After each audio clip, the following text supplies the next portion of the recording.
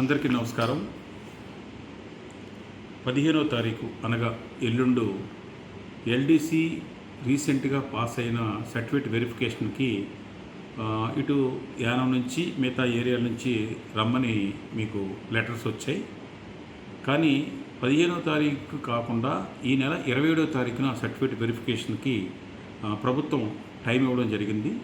అందుకని ఎవరు కూడా అంటే ఈడబ్ల్యూసీ వాళ్ళకి సర్టిఫికేట్లు ఇంకా అవ్వలేదని చెప్పేసి పోస్ట్పోన్ చేయలేదు.